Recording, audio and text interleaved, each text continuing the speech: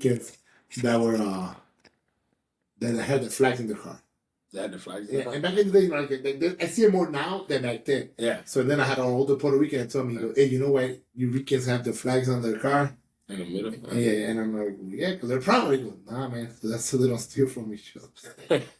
And I go, man, that's some fucked up shit. Like, man, that's crazy. So, what role did your family, especially your parents or your grandma, played in your upbringing? You know, my upbringing. Well, I mean, I used to go to Puerto Rico a lot to my grandparents' house, but my parents were first generation here. Like they came from there. We were the first generation, I guess. Yeah, we were the first generation, and they came from Puerto Rico here. My dad went to New York first, and then he came here. My mom came straight here from Puerto Rico. So it was just like my mom ain't spoke no English. She still to this day kind of barely speaks English. My dad spoke a little English, but he got up too. So right, So my mom been here since, like I said, I'm 51. Yeah, I came here when I was 14. Okay, she's still. She's still. So yeah, my mom's still. Like, I think that the English she speaks is because of the grandkids. I have half Filipino, half Puerto Rican. Okay. When she talks English, I'm like, why you speak Filipino English? Like, just talk to them in Spanish. They understand it. Right. Yeah, so talk to them in Spanish. So what memory sticks with you about Chicago, your block, the block party, the bomba playing at the corner stores, you know? Yeah, man. Well, I mean, man, honestly, something that like forever. Like I remember Puerto Rican festivals. They used to do like the like in the stores, like the liquor stores used to have like the live band and playing, and that was just like that was like to me that was a great time. That always like stuck out to me because they would be selling capurias, pinchos and all that stuff, and then they'll have the músicos playing and stuff, dancing, and I remember that was just man, that was a time too. No, and I always brag about that about Chicago. Like now I see it more because now the community is more tight, and then you see how they go on every Sunday in the park and they make it a nightclub. Right. Yeah. The only thing I don't see is that pole. They used to have that the salchichón. Donde los cocineros. That was the fiesta de los cocineros. Yeah. And I'm like, man, why don't they bring the pole back? Because I go, I'll try to find them off. Yeah, they used to put $500 in a salchichón out there. They used to be like, that was a dope. Yeah. I think we should come up with it. We should definitely. That'd be a come $20 and get in the line. Get in the line. Let's do it. Yeah. So you've been open about your past, so can you walk us through what led you to those moments, Well, I mean, as far as like when I was young, like man, when I jumped in the streets, I think that us being, from coming from poverty, being in Humble Park, and the only thing you seen was drug dealers, and what I'm saying, like, with the big cars and all that stuff, and what I'm saying, that's all you were able to look up to, So it was just like you succumbed to that, like that was what you wanted to be. So it was just, you wanted to be that, you wanted to get that money, And obviously, like, especially like coming up and then you start understanding, you start getting older, 15, 16, and you start realizing like your parents are struggling with bills and stuff like that, So of course you want to, as being, family, man, just growing up with your family, you want to help your family. So it's just like, trying to find another way. You're like, man, they making money over there. Let me go try to make some money. So that's how I even got in the streets, where it was just like, it was more that I was just broke. I was tired of being broke. And it was just like, man, that was a fast way to make some money. And it's like, and honestly, all my life, I've been a hustler. I used to mop the currency exchange for a couple, you know what I'm saying? That was like my little gig I used to have there. I used to mop the clean up the liquor store too, Pagan liquor store, just to make a couple dollars, give you a couple, $20, $30, But it was like, so I always was just looking for a way to hustle. So it was just like, I got myself caught up into the fast life, where it was just like, I got in there and it honestly, you feel like you're just going to do a little bit, and then you ended up just like knee deep in there, where it's just like, man, you're in the middle of the shit, So that's how I got myself in the streets, where it was just like, now the drug dealing became with the gangbang, everything just came along, It evolved, and it just got bigger and bigger, and then it's like, by the time you kind of like get to a certain age where you're like, man, this is getting out of control. It's like, it's either too late, you either in jail, or man, you burying one of your friends or something like that. So what did you learn about yourself during that time, What, during the time when I was in the street? What I learned, like, honestly, I really got good at hustling. As far as like I really got good at hustling. Like I was always that. But see, the thing is like it's a double-edged sword, because it's like the more you start really being good at it, it's like is the more you start thinking that that's all you can do. You see what I'm saying? So it's just like you don't even open up your mind to start looking at other different avenues to, you know what I'm saying, grow as a person and as, you know what I'm saying? So it's like you get so caught up in like doing, oh man, this is fast. So it's like I honestly like I kind of learned that after, you know, I found myself in prison really thinking about the situation, and it's like you become you're I think the hustler's more addicted than the addict themselves, because now you addicted to the money. So now you addicted your ways, everything that's shaped around you is addicted to making some money that way. You know what I'm saying?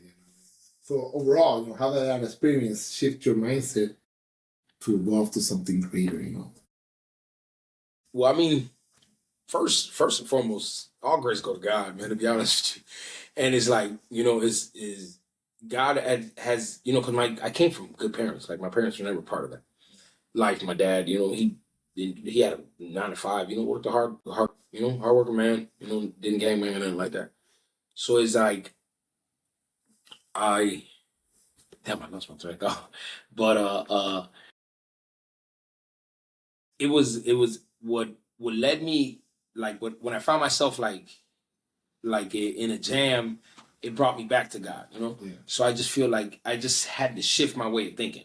So it was just like my hustling, like my mind was already there, but it's just I had to think of myself more, and I had to be real with myself. Like, you know what I'm saying? You don't I found myself in the shit, you know what I'm saying? It's like you smell like shit, dog. You gotta clean yourself up, you gotta get it together, you know, and I think that's a lot of the hardest part that a lot of these young men kind of deal with too, because it's like you see them, but they're so naive into what they're caught into that they don't even realize, like, dude, that's just not the way it is, you know? Mm-hmm. Yeah, it's not the way it is, dude, you know? So it's like, that's when I found myself like, man,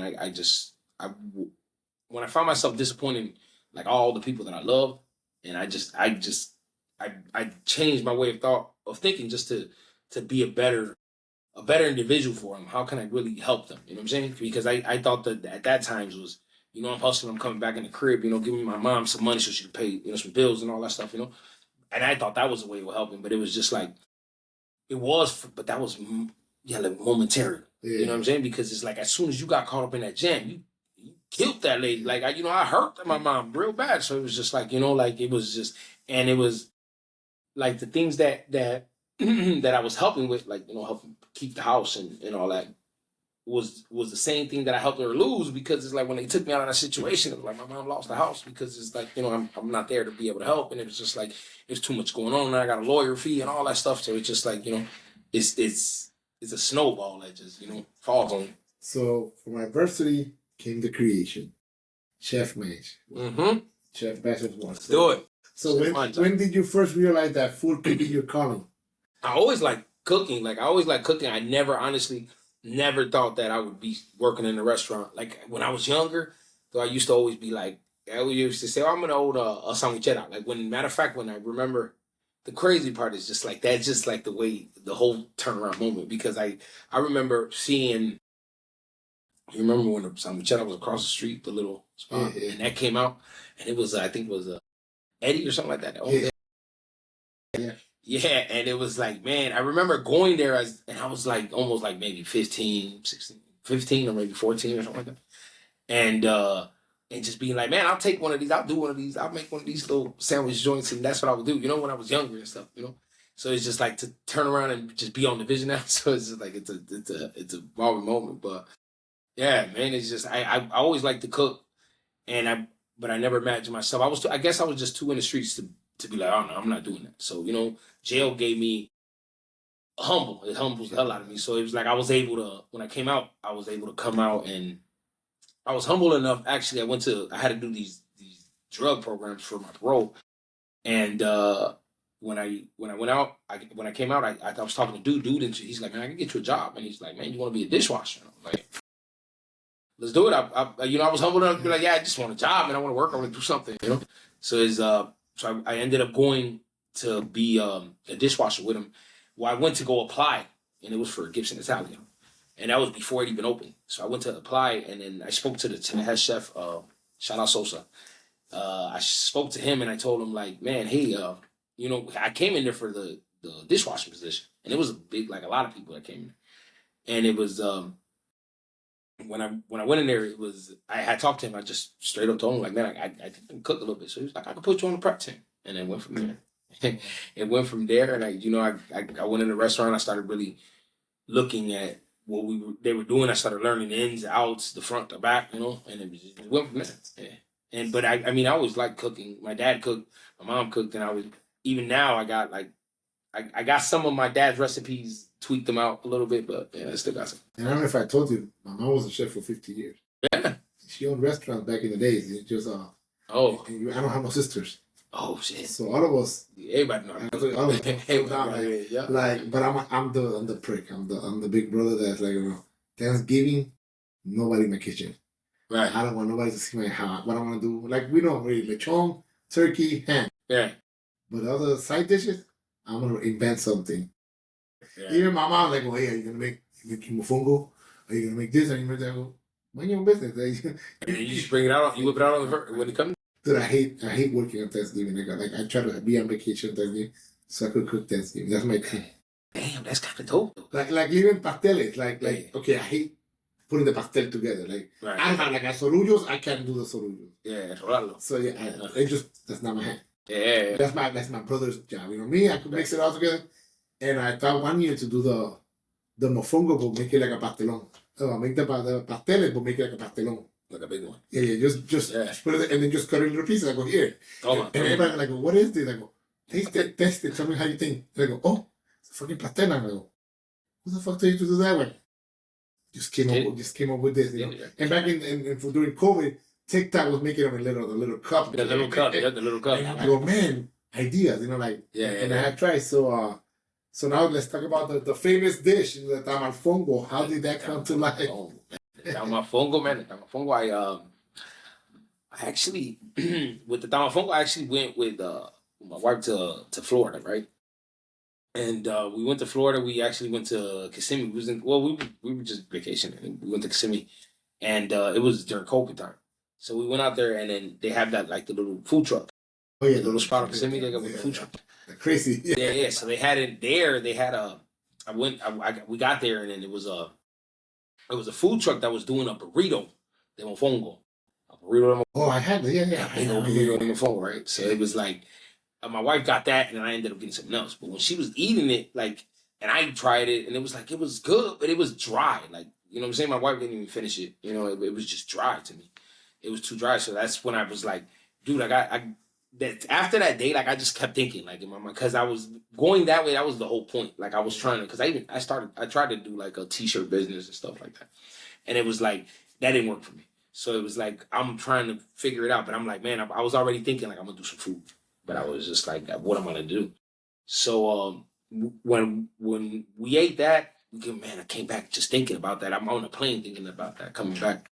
And it was just like, I got to make it wetter, and I got to make it juicy. I got to make it juicy because I know I've been to Puerto Rico, and it's like, you get the mofongo with the carne, but dame caldito para echarle encima, So it was just like, man, how can we make it like that? So I came to the house, and I just started playing with stuff, and I would make it, and I would just, when we first made it, it was coming out right. But I made it because I was like, I'm gonna do it this way. So I did it one way. And then I made it, and I was just giving it out to my friends, giving it out to the homeless people, just trying it out, seeing the people that doing it. When I first made it, they were like, man, you own something. It was good, because it was good. I tasted it. It was good. I was like, man, okay, but I just we got to tweak this out and tweak this out. So that's really how that came out. And then it was like, the name came out, because when I first made it, I was like, man, this looks like a fucking tamal. I was like tamales. I know, make a tamale. And it was just like, and it was just one.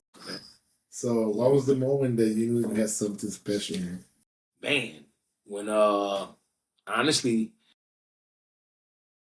because it was like, when I made it the first time, and I made it a couple times, but it still wasn't coming out, but it was still good. Everybody was like, man, it's good, But I was just like, I wasn't satisfied with it, and then I knew like when we opened up, because I opened up already with that at the Cloud Kitchen on Kenzie.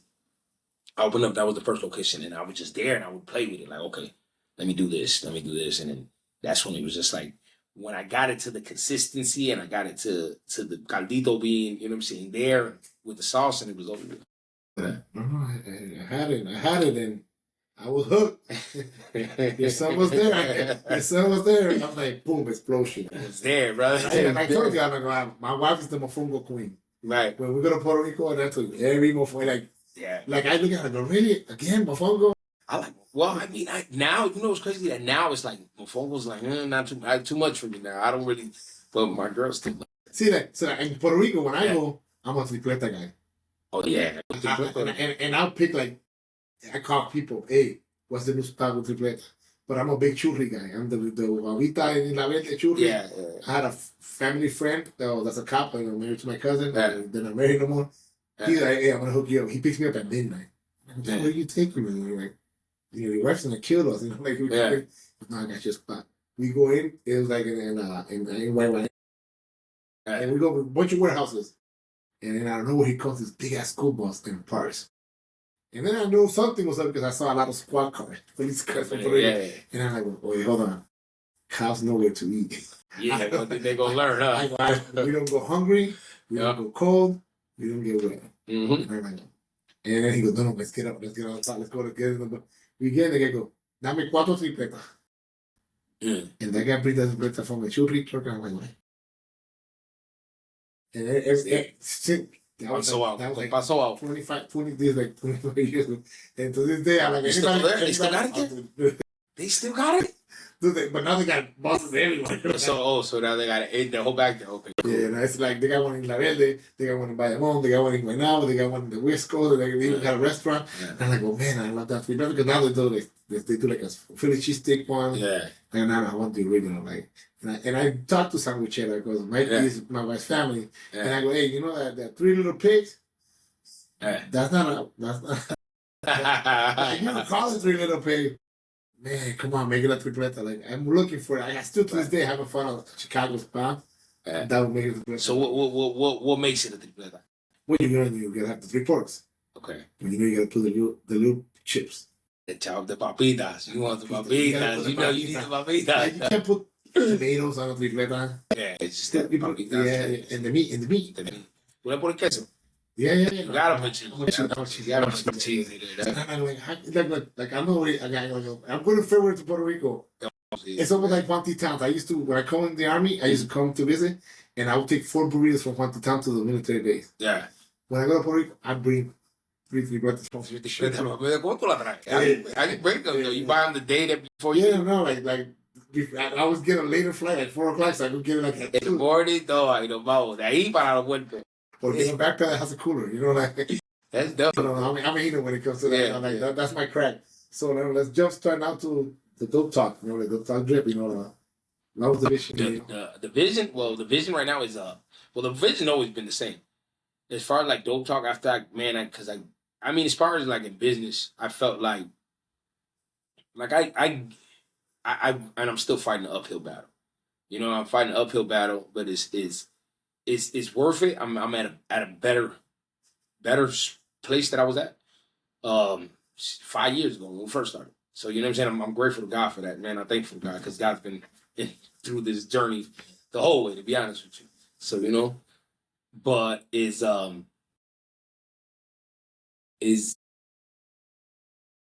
like my bad. I lost my train of thought, man. But I ended up doing that because throughout the trial, like, you know, I went through a lot of stops where it's like I didn't know what to do. Like I self-taught myself a lot, and I wasted a lot of money. Believe me, like, you know, I wasted a lot of money trying to learn. But I mean, it was well worth it.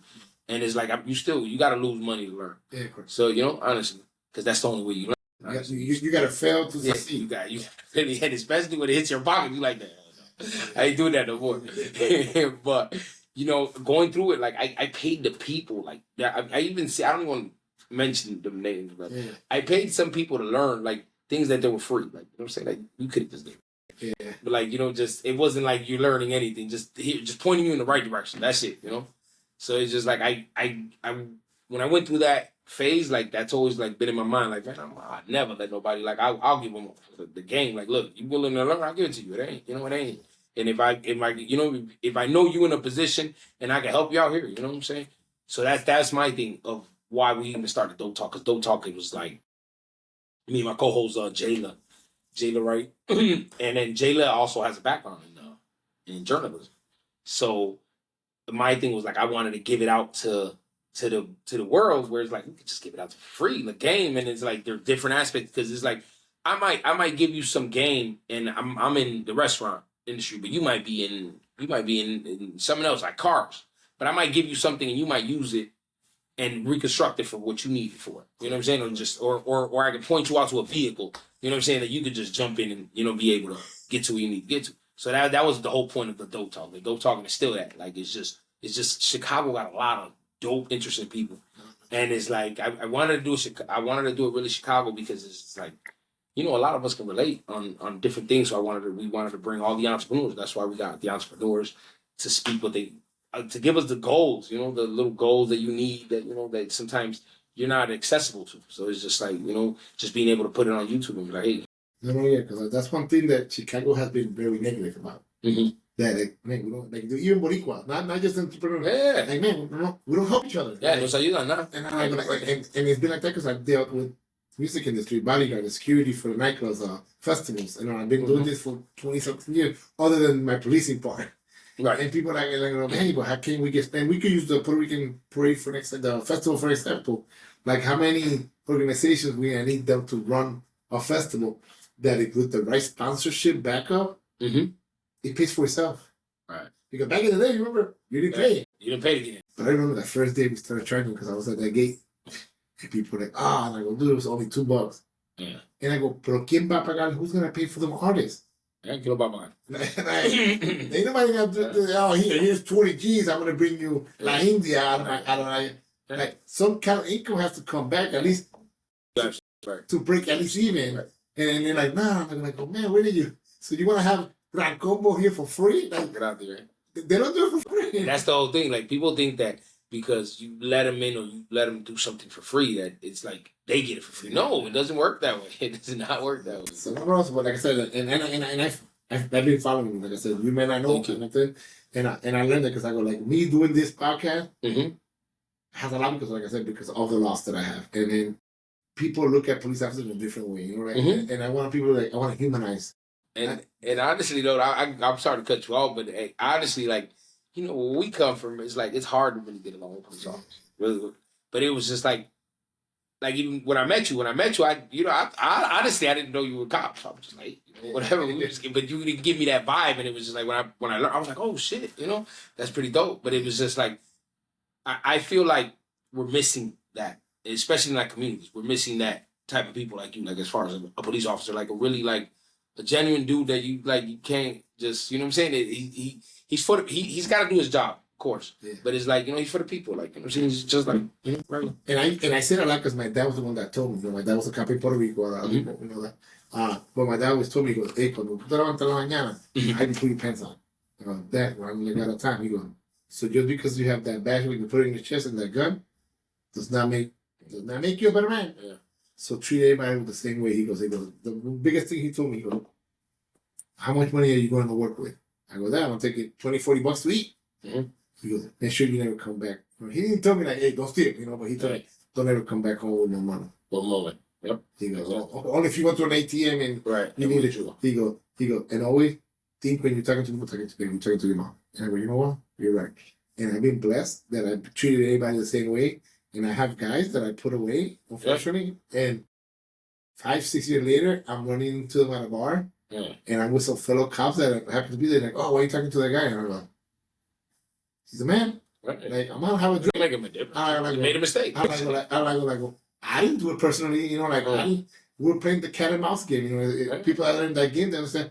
I'm not. There's no. And that's the thing that sometimes people need to get educated. You know, some people don't understand. Like I try to teach now, especially Latinos, like South America, that they're afraid of the police. Like big time. They're not afraid like because of here, because the backstory of what has happened with before brutality and stuff like that.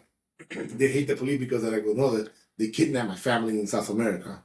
Well, then they're like, oh, yo llamo a la policía and they never come. I'm like, well, now technology has changed. We have GPS in the cars. Right. Like, you call that car dispatch because it's just like, and I tell people that I try to educate them, like, yes, maybe the noise disturbance, and I'm going to use that as an example. That noise disturbance might be my neighbor's biggest, worst day today. Right. But let's say now he called because we're throwing a party here. And it's too loud, he has to go to work in the morning. These motherfuckers are throwing parties, every weekend and every Friday or every Saturday, and I can't sleep. Well, to him, that's his headache. That's a big headache, right? But when they click on 911, then people don't understand that it's a process. 911, the dispatcher, she sends it to the zone dispatcher that will deal with, this is 16 districts, so 16 and 17 will share the radio together. Right. Then they talk to a dispatcher. It's almost like a computer. It goes to one person to the next person, and then it gets categorized. To see which one's going to go first. Which was a priority. Right. And we have priority. We call it priority. So then it goes for priority 1, 2, 3, and 4, And then shooting, first. Domestic, mental, something that somebody will lose their life, right. Priority 1. So let's say we get 10 priority 4s of noise disturbance or illegal parking, and then we get 1, like person shot. Yeah. So eventually, that car will get to that, but by the time they get there, that is gone. So to him, the cops never came. And then we try to explain to that's why the program that I do is to try to find resources for the community, within the community. To police themselves. But it's an uphill. Right, is that uphill battle, up and down? I get it. I get it, bro. So, get it, bro. So we talked about your podcast. So what makes a good conversation in your world,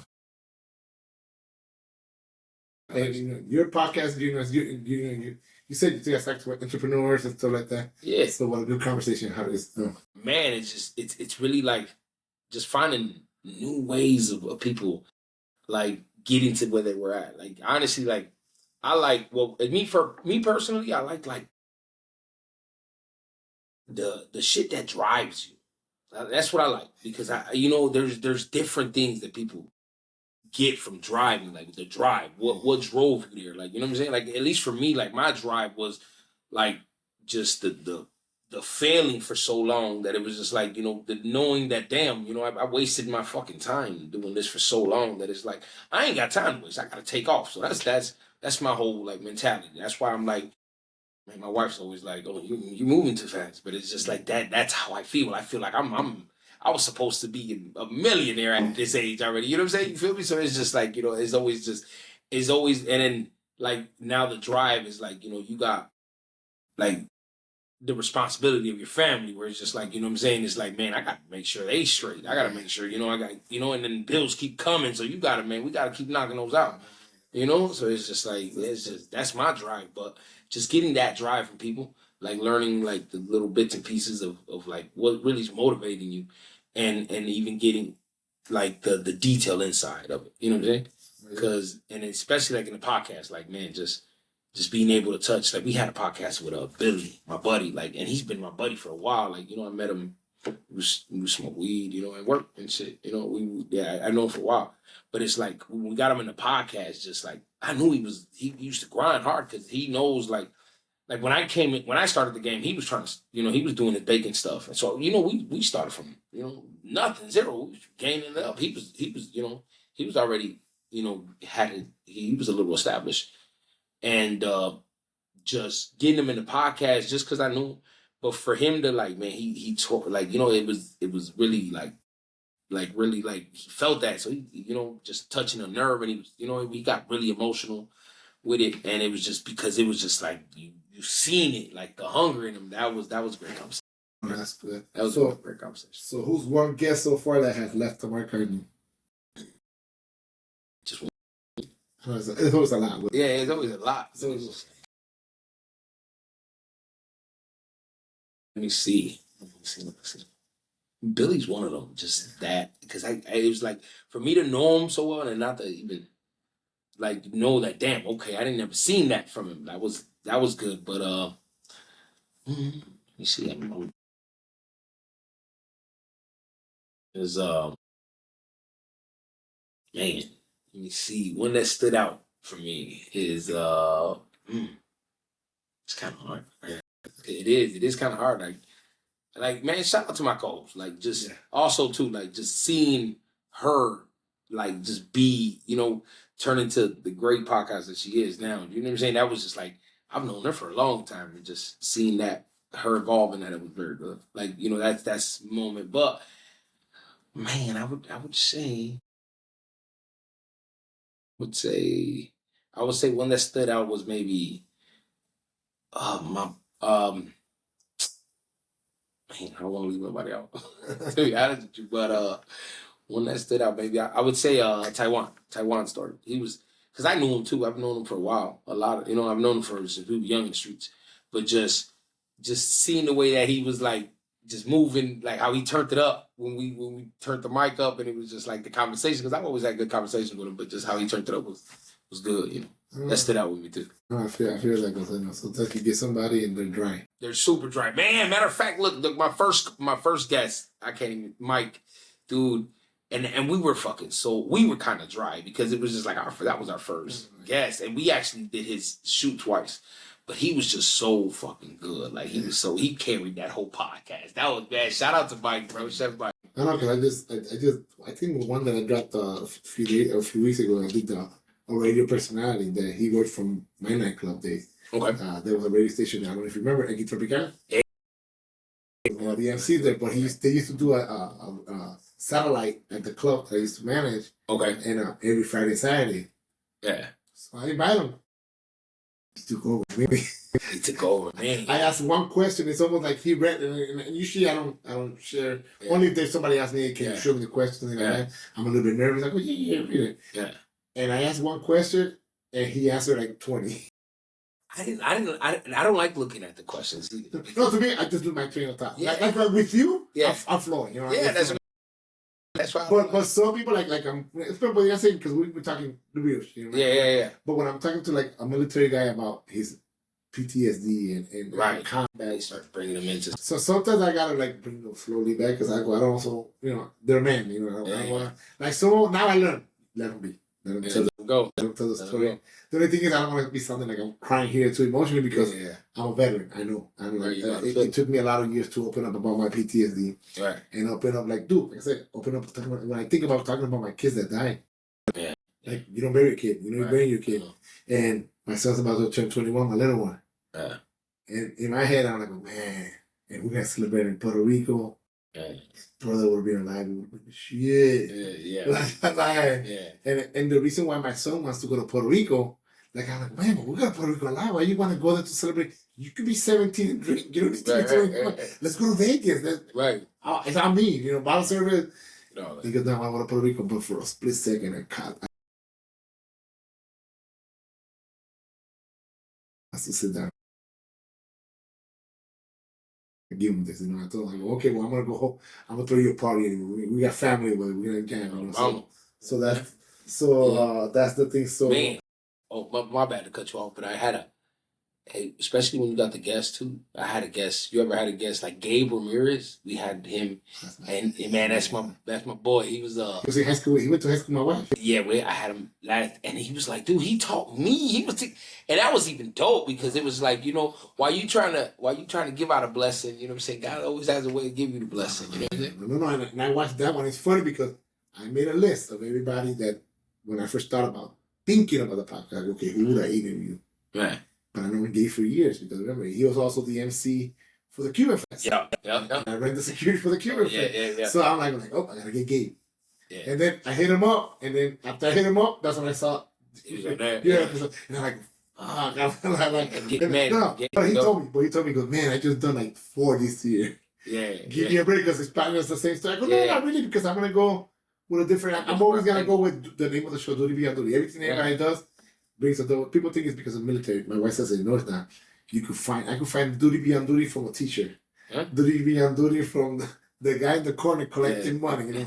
Just keep, because I don't want to just keep it. That's my vision. My vision is still first responder that are veteran. Mm-hmm. But I gotta look at entrepreneur. And then too, I like to look at my Boricuas. Man, I like to represent Chicago. Like that's the thing. It's like, and honestly, dude, that's how I really fuck with you over that because it's like, you know, the way I see it too is like, man, you had said earlier too, like, man, you know, a lot of Boricuas don't help each other. So it's just like, you know, being able to help each other, you know what I'm saying? Like, man, just making a connection or, you know what I'm saying? That's the Yeah, because, hey, you got food. And I just said it. Cops like to eat. Let's do it. And I tell people, like, and I bring a sample of Nick from Chicago Theater Awards. His family. Yeah, Ramos. His family. Boy. When I told him, hey, Primo, you got this place. I want to do my 50th there. And he goes, I got you. Don't worry. You know, I go, no, I'm not asking for no discount. I'm not asking for nothing like that. I just need the time frame that I want. Yeah. Because I want to party. I want to celebrate my 50th. And I go, dude, you're going to make a killing. So make sure this is what I want. So I told him, every kind of liquor I want. I go, you're going to make a killing. Yeah. Because cops and veterans love to drink. Yeah. And whatever happened, the next day after the party, we're here, hungover like a motherfucker, me and my army buddy. And then just because I was so fucked up, I asked one of my army buddies, I go, bro, because he puked like 20 times. The second one from next day. And I go, dude, you puked over there, like you made me look bad. He go, hey, how much was your tab? He goes, $1,500. And I asked the other guy, hey, copy, how was yours? $900. I go, damn, I didn't even drink none of those shots. Damn. And there was 7 of them. They were here, and then I go, man, and back in my mind, I go, man, they didn't fail me, you know. Yeah, and not that I told them, hey, make sure you guys, you know, but you know what's going on. But I go, and Nick told me, man, you pushed through down. Yeah. I wasn't even there, and then I heard that there was another beer. So that's what Nick, I gotta throw another one, you know. Yeah, and just the fact how I see how Nick is a big example. Like I love it.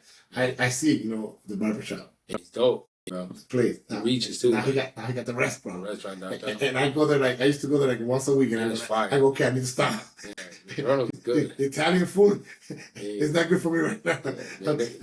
They were good. They're definitely good. I was just over there not too long ago. Yeah, it was very good. So usually, you know, like, you know, now you're a father, so, you know, how's fatherhood, you know, shape your purpose, you know? Man, look. Oh man, to be honest with you, like, look, I became a dad at 16, young, but I honestly, like, and I'm bluntly, I wasn't a good dad, like, you know what I'm saying, back then. It was just, I was a kid trying to raise a kid, you know, and it's like, you know, like even my other kids, like, you know, I was in and out of jail, so it was like, now I feel like I didn't want no more kids when I got out. I was blessed with one more. My baby girl Journey. And I honestly, like, I didn't understand it at first, because I'm like, damn, my youngest was fucking damn near 10. You know what I'm saying? I was done. You know what I'm saying? But it's like, that was the blessing that I needed. Like, I really needed that, because it's just like, God gave me that. Well, he knew what I was missing, as far as, like, I never got to be at that stage in none of my kids' lives. Like, at that stage from 1 to like maybe like 5, or, you know what I'm saying, like 5 or 6. I never got to none of my kids like that, you know. And I needed that, like, just getting them the little, you know, my heart warming, and, you know, and just being a prime example for my kids. That was another thing, you know, as far as, like, when I was locked up, when I was jail, I was I didn't want to. I was realizing that I couldn't come home, and, you know, I knew when I was coming home, my kids were going to be older, like my boys was going to be older. So it was just like, I couldn't tell my kids not to do this, and I'm doing it, because now I understand that they know what it is. So it's just like, that shaped me into being a better role model to them, and trying to show them a different route, you know. But man, fatherhood right now, man, I'm grateful to God to have it. You know, I'm grateful to God to, you know, for my kids, and I love my kids, you know. Fatherhood is a thing, because I got friends my age. Yeah. They don't have no kids. And not because they don't want to, unfortunately they can't. Mm-hmm. And I see how they love my kids, because those are my boy, like, I got a tight knit. I got 5 from the hood. Yeah. I got 5 from police. Yeah. And I got 5 from the military. Mm-hmm. And the first thing, or good thing, is they're all cool with each other. Like, that's what's up. Because they know that, like my 50th, they were all here. We're like, okay, what we're gonna do? And he's gonna take us crazy. Like, we're gonna go to Cubs game. Yeah, we're gonna do this. We're gonna do that. And we're gonna go in the backyard and take shots every time we can. We have burned my kitchen cooking. Oh shit. we have people in the hospital because we get into fights here. Like, oh, Manny, you're big now, you think you're the chef. Well, shit, let's test it out, you know? Right. But it's all love. And to me, like I said, like when we started talking, like I said, I told my partner, and we talked about the stuff at the restaurant. Yeah. And I told my partner, I go, man, I love to see guys from the hood evolve in something beautiful, you know. And if I want to be part of it in their journey, then I'm gonna be it because I'm here. I'm not gonna be a cop forever. Right. I'm still gonna be Manny. Yeah, of course. I'm always gonna have a smile. I'm still gonna be, and I'm still gonna hustle because to me that this podcast, if I get 10 followers, I get 1,000 or 10 people listen to it. It's not gonna stop me. I'm still, because every time I do a story, especially with a first responder or veteran that things happen, like I brag upstairs. Like if I just met a girl, like, hey, you're not gonna believe this. But then she wants me to tell the story, and I'm like, nah. You gotta wait for the podcast to drop. Like I get on my kids, I go, I see your phone. I don't see Spotify. I don't see Apple Podcasts. You don't see me on there. Like, come on, listen. Like I make them listen to it. I go, Dad, what? And it's funny. I wasn't listening to my first episodes. And I'm like, then I started listening. You know what? I wait a month. And I listened to it, and I'm like, fuck, I shouldn't have said that. Oh, I should have edited it. Or I should have told my son to edit that. Yeah. But it's a learning experience because I remember I used to call it when I was promoting it on Instagram that I was going to put it on TikTok. I'm like, the Duty Be on Duty podcast show. Duty Be, I want people to know that it was a podcast show. Yeah. Like, people know I like to talk. Right. So I go, and then now my son tells me, Dad, that last episode you said Duty Be on Duty podcast show too many times. They already know it's a podcast show. And I go, I know you failed me. You're my editor. You should have cut that. You should have cut that out. He goes, not that. And then too, like I feel bad because some episodes in the beginning I was recording it, and then the next week I interview somebody else, and I'm like, damn, that's not bad. That story, I gotta drop that one next week. Yeah. And that's when it went from my podcast started from twice a month. Yeah. To and then I wanted to do something about Humboldt Park. Yeah. Puerto Rican Fest. I'm like, I gotta drop one every week for Puerto Rican Fest. Yeah. And then we did too, like within 3 months. Okay, I gotta drop one every Monday. Okay. And I've been blessed. And consistency. And this one for the listener will be season 2. Okay. But by Monday, season 2 will be done. Season 2 will be done by recorded, yeah. Like I've done every interview. Oh, you did. And I'm doing 30 episodes a season. So, dude, you're doing a fucking episode a week. Yeah. Every Monday I drop an episode. So, but you're recording. How long it took you to do it? Huh? It took you a while to do the season 2? Season 2? Like, you doing 30 episodes a season? Yeah. Got that. You got that, brother. Congrats, big dog. See you, big dog. Yeah, I see you. And now I'm doing video because everybody's telling me to do video, but I'm like, not yet. I know financially, I got to get more cameras to get it the right way. Yeah. I have a friend and I'm going to mention him, his name's Miguel. He's a reggaeton artist from Puerto Rico. He's in salsa too. And he has a phenomenal studio in Puerto Rico. And he told me that's my hookup in Puerto Rico. So I'm throwing it out there for anybody who wants to go to his studio in Arecibo. At the hook. And he goes, I'm going to teach you the stuff, easy stuff that you can do at home with the right equipment. And he's sending me links like here. Yeah. But he goes, can you come and do an episode at my studio? And then I'm going to show you. But you're going to do one as my guest because he has a podcast. Okay. And then I go like, man, but I got to do it in Spanish. But my guests are all like Spanglish, you know. Like, so I practiced it. I got an episode for season 2, as salsero. Then I told him, he knows English. And I'm going to do it both ways. And when he started talking, like, I'm like, no. And I know I was a linguist in the army, so I could translate. But I deep down in my heart, I go, nah, this episode has to be in Spanish. Because guess what? I got to have some fans in Puerto Rico too. I got a huge family. I don't think my cousins are going to understand my English. So I did, and it felt so well because that guy, like I said, we meet people in life that either, they take us up or take us down. Right. And I said, like I told you earlier, every failure will get us to get success. And I said, like relationship in life, I'm on my second wife. Mm-hmm. And I told my wife, did they have to take me 2 wives to learn how to be a better listener? Keep my mouth shut to a woman. But it's about opening up when it comes to emotions. Right. I will never in a million years show emotions or show weakness. Right. Because even if it was for my woman, I'm like, hell no, I'm still the man. Yeah. But I learned now that I'm like, nah, I gotta let her know that she's gonna be okay. So if I gotta cry next to her, I gotta cry. If I gotta, because deep down I'm probably crying. Yeah. Like when my son died. Right. I held it down the day that they buried him. You just picture, you see me like a soldier. But when I went to the hotel, destroyed. And for 7 years, every day I went home. Every day I went to work and came home. I cried like my son had died right in my arms. Right. And it broke me. And it broke me emotionally, broke me mentally. I couldn't, I didn't feel like I was a good dad. Okay. So, but then I'm like, I gotta think about the other two. I gotta be there for them, and I gotta show them that what I love, because they might think, he probably don't love me that much, Right. Like, look, he only cares about me. Right. And I thought about my first one that died. Mm-hmm. That what I failed from that.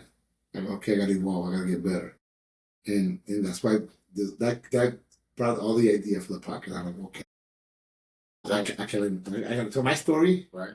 And I thank for WGN for putting it like. And you did that. Like, I didn't even know when I did that story like that. And I'm like, man, they honor my kids.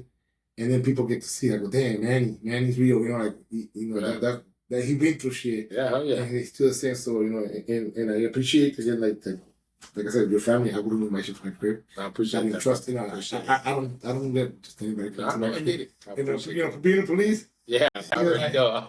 Like, there's like 20 cameras, but I don't feel like, I saying like, but, I'm telling you here, family, and whatever I could help with. Same back to you, man. Same back to you. So to switch it up, we're almost done. I do a lightning round on the podcast. So I just ask a quick question.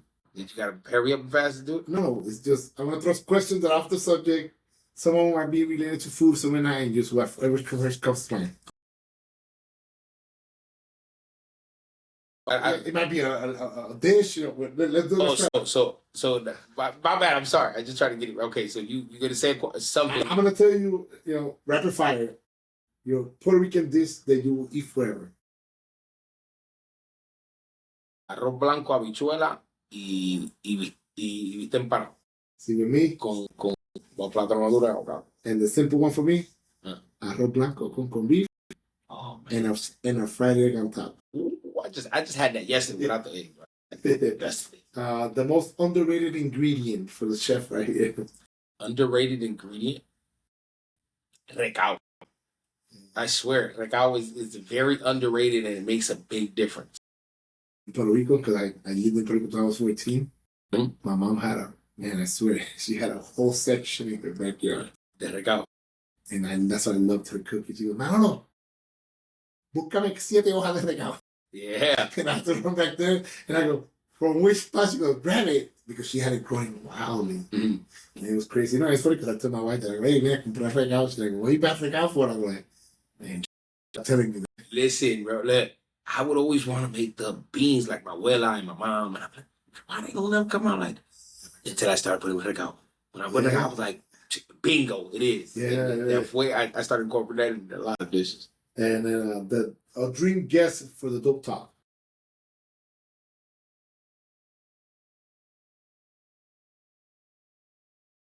Daniel, I can't. I would want to get like somebody, maybe like off Fish Tank or something, just to get because our niche is just to get the inside, and just maybe somebody from like what's the owner of the Mavericks? Who? The owner of the Mavericks?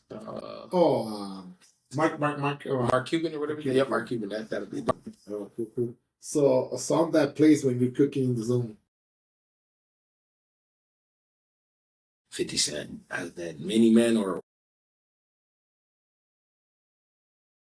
Have you ever had a food truck? No, we never owned a food truck. No, we didn't. Okay, so here comes the question. If you had a food truck, what would it be called? I guess that's big. I ain't gonna say that. And, man, bro, I'm making the joke with somebody, but it's just funny, though. It's salchichón largo. But I'll call it like I don't know. I'll call it the drip mobile, or you know what I'm saying. So we're almost done. So from mistakes to meals, from a jail cell to a kitchen line, David Silva proves that redemption is real and flavor is power. Chef Mancha doesn't just serve food; he serves second chances. This has been Duty Beyond Duty. Until next time, stay proud, stay grounded, and never stop cooking it up your comeback. For the folks listening who are hungry for more, Chef, tell us where they can follow your journey. Man, look, you can catch us at Dope Drip Café on Instagram, on TikTok, www.dopedripcafe.com, or if you're in Chicago, we located at we got one location on 15 West Washington, right across the street from the Daily Center at the food hall, at the Washington Food Hall, and we have our new location on 2617 West Division at the Paseo Boricua, and pretty soon there'll be a bar in there too. So, stay tuned. We there, and also Dope Talk. Our Dope Talk, you can catch us on Instagram on Dope Talk or our YouTube.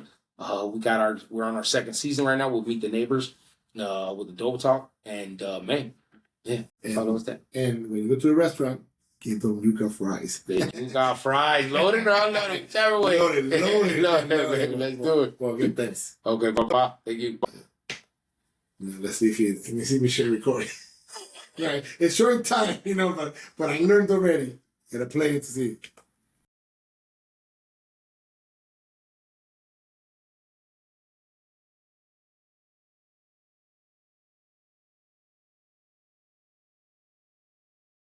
Did it? So this system blows me up. Which one you got? The Zoom pop track. The pop track? Yeah. And press the button. And That's the first one or the second one? the second one. I got the little one. I got the first one. Yeah, and Camera. huh? Camera. Oh, damn.